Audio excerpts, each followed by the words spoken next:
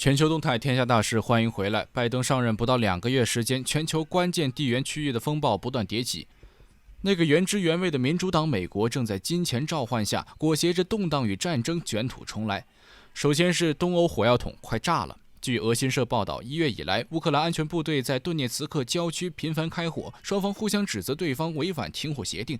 同时，有视频显示，乌克兰正在向乌东地区大规模增兵，在第聂伯火车站发送的列车上，随处可见的都是坦克、自行火炮、步兵战车等从陆地发起军事进攻的重型攻坚装备。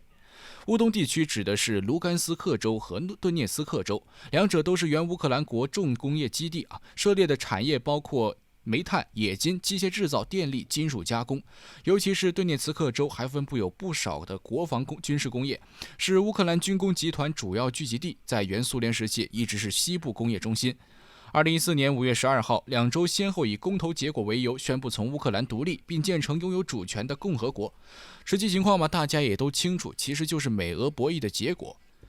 顿涅茨克和卢甘斯克独立6年多以来，除了采明斯克协议签署前那段时间乌克兰地区虽然是冲突不断，流血事件时有发生，但还从未发生过像今天这样有大规模开战迹象的动静。直到拜登代表民主党美国入驻白宫后，被索罗斯民主基金会一手扶持起来的喜剧演员泽连斯基就开始在作死的边缘来回试探。这个比星爷还搞笑的喜剧演员到底有多作死呢？12号，俄罗斯外交部发言人扎哈罗娃警告基辅当局遵守明斯克协议，不要在顿巴斯地区及顿涅茨克州和卢甘斯克州使用武力。然后第二天，顿巴斯问题三方联络小组乌克兰代表团反手就开喷，如果俄罗斯不停止在顿巴斯问题上的贪欲，不排除在该地区再次爆发大规模冲突的可能性。哎呀，瞧瞧这话多猖狂，就好比俩小弟打架，大哥出来劝，其中一个小弟指着大哥鼻子骂：“你别给我场子里逼逼赖赖，再不滚，老子连你都打。”上一个对俄罗斯的格鲁吉亚总统萨卡什维利直接被俄军打到是流亡，如今在基辅政府给喜剧演员当下属，表面上是乌克兰改革执行委员会主席，其实就个打杂的，不给他安排个体面的出路，民主党怎么忽悠别人给他卖命呢？话说又回来，泽连斯基这小子还真是不口嗨，他还真敢干。网上各方面消息说，乌克兰有2个集团军、7个重型作战旅在向东部地区集结。OTR-21 原点弹道导弹部署在克里米亚隔壁的新奥列克西伊夫卡镇。据传，一批北约狙击手和军事教官也悄咪咪地摸过去了。那问题来了，打得赢吗？打得赢个屁！别看东乌军队是地方武装，但由于是原苏联核心区域，再加上俄语地区的战斗民族传统这个地方一直是乌克兰军队主要兵源地。独立后呢，有很大一批原乌克兰陆军主力部队和特种部队追随。另外，14年战争才开打的时候，俄军就有若干个营级战斗群过去帮忙。大规模战争结束后，肯定还有人留队搞训练，所以东乌军队的战斗力是不容小觑的。反倒是政府军呢，由于顿巴斯地区的分离，部队和兵员结构几乎全被打散。新入役的青年兵，你让他上街喊2句口号是可以的，上战场那就真的凉了呀。这6年东乌边境上零散的交火，要不是北约在后面帮衬着，基辅早就换人了。2014年8月，顿巴斯攻防战，乌克兰正规军损失60%至65%的现役装备。2015年2月，明斯克协议签署前夕，顿涅茨克机场攻陷战又有将近1个旅的作战人员被全歼。而自1月顿巴斯地区局势恶化以来，乌克兰政府军已经有14人死亡，大部分是违反战场基本常识挂掉的。所以一旦战争打起来，乌克兰未必打得过，更何况背后还有俄军守着呢，打不过那就对了。其次是缅甸又出事儿了。央视新闻消息，从3月14号下午开始，缅甸仰光多个工业区10多家工厂遭到纵火和打砸，涉及企业多数为中资企业和中缅合资企业，由纵火者多为骑着摩托车、带铁棍、斧头和汽油桶等细节不难看出，这是一起有组织、有预谋、专门针对中国企业的暴力行动。截至15号中午，已有32家中资工厂受损，2名员工受伤，损失2.4亿元，但无人员伤亡。事实上，早在事发前2天就有暴力行动的迹象流出。据《环球时报》报道，3月12号，一个2015年在伦敦 NGO 组织注册、官方认证为缅甸人权网络创始人兼执行主任的账号，这个 Cryvin 就在推特上发文警告缅甸军方，如果在示威过程中有1个平民被杀，1家中国工厂就会化为灰烬。这条推文至少能够证明2点：第一，发生在缅甸针对中国企业的暴力活动跟西方 NGO 组织脱不了关系；第二，缅甸近期愈发动荡的局势也跟西方 NGO 组织有关。随着线索越挖越深，有记者发现，该账号连续几条推文中都添加了一个很显眼的标签 Milk Tea Alliance 奶茶联盟，而另一个名为缅甸奶茶联盟账号，其发言风格也与这个账号如出一辙。所谓奶茶联盟其实是一个由台独分子、港独分子以及部分泰国青年运动分子组成的 NGO 组织。因为港台及泰国等地喜欢喝奶茶，所以取名为奶茶联盟。去年波及泰国全境街头运动就有该组织的身影。缅甸到乌克兰这2个相去甚远的国家，却由同一根线绑在了一起。这个线就是民主党美国和 1.9 万亿。当地时间3月10号，美国众议院以220票赞成、211票反对，通过了1.9万亿美元的新冠纾困救助法案。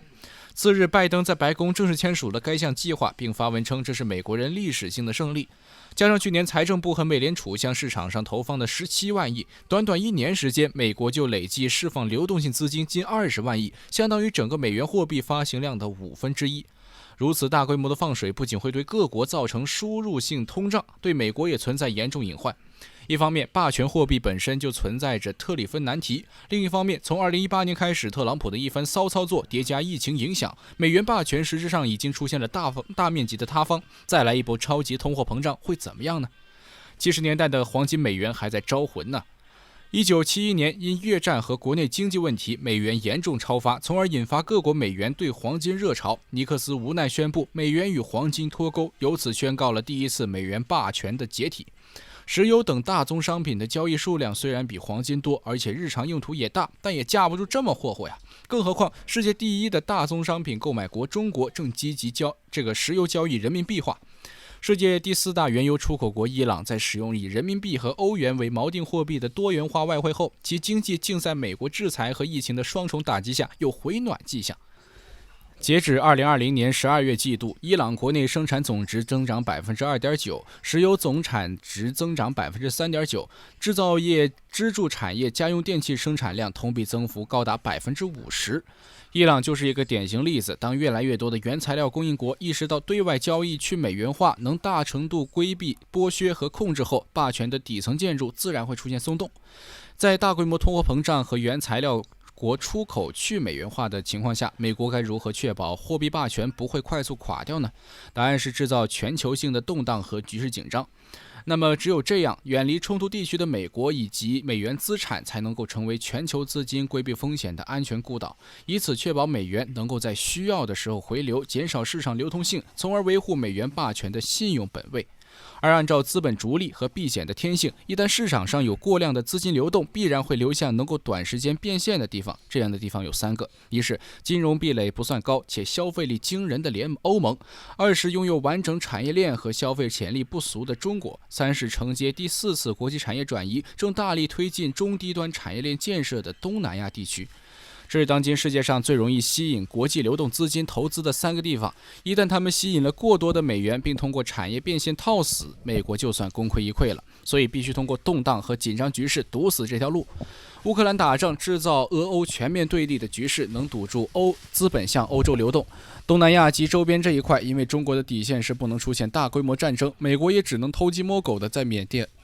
和泰国搞运动，制造社会动荡，不利于经济发展的局面。至于中国本身，美国虽然不敢有大动作，但最近却在通过若干个小动作制造整个西太平洋地区的紧张局势，比如军舰军机频繁进入台海，比如在韩国追加萨德反导系统的部署，比如发布太平洋威慑计划在中国周边部署中程导弹，比如美日防长会谈将点名批评中国在东海等地区所谓改变现状的行动。总而言之，美国的目的就是不断制造西太平洋地区紧张局势，遏制资本过快流向中国和遏阻资本任其流出。而从地缘政治的角度看，美国这么做也有一定的原因。乌克兰战争，美国压根就没打算打赢，打输才是最终目的。只要俄军大胜，白宫就趁势掀起对俄罗斯的制裁，切断北溪2号线，彻底在军事、政治、外交上制造俄欧的全面对立。欧洲现在的情况是，主流政治界想通过对俄对华多元化外交摆脱美国控制，彰显自己属于独立政治实体的形象。为此呢，以马克龙宣言为标志，欧洲主流政治界和极端的亲美势力的斗争正进入白热化阶段。美国利益代言人萨科齐已经送进监狱了。俄军在乌克兰获胜后，基于欧洲民众对苏联的恐惧，势必推动高层与俄全面对立。而在长期边境对峙的情况下，欧洲只能依靠美国的庇护。这样一来，极端亲美势力的牌也就多了起来。当然，俄罗斯也很清楚美国的用心，但也必须躬身入局。乌克兰本来就是俄罗斯确保己方地缘安全的重要一环，在基辅全面倒向华盛顿，而俄军又不可能武力全面占领乌克兰的条件下，确保顿巴斯地区和克里米亚的控制，是俄罗斯在乌克兰这盘棋上的最后底线。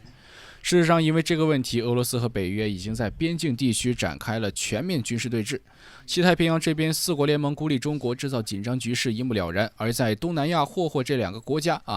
缅甸是中国前出印度洋重要的窗口，泰国则是近年来中国为拉拢骑强派欲打造经济高地树立的典范国家，能对其他骑强派起到警告作用。至于中东的情况也好不到哪去，3月初美国轰炸了一轮后，各方势力就开始蠢蠢欲动。前几天俄国防部发消息称，伊德利卜省内这个境内的恐怖分子正策划出一出自导自演的化武袭击，这不就为了迎合民主党王者归来吗？行家一出手就知有没有，民主党不愧是玩阴谋诡计的老狐狸，一出手就把全世界拉下水，但真的就稳妥了吗？民主党手段虽然来得猛烈，但在西太平洋地区这一块，大家完全可以放心。搞出乌克兰那样动静的冲突，借拜登100个胆子他也不敢。这些年从北到南，美国想搞出的大事情不胜枚举，哪一次不是被中国给稳下来了呢？这就是大国威严和责任的体现。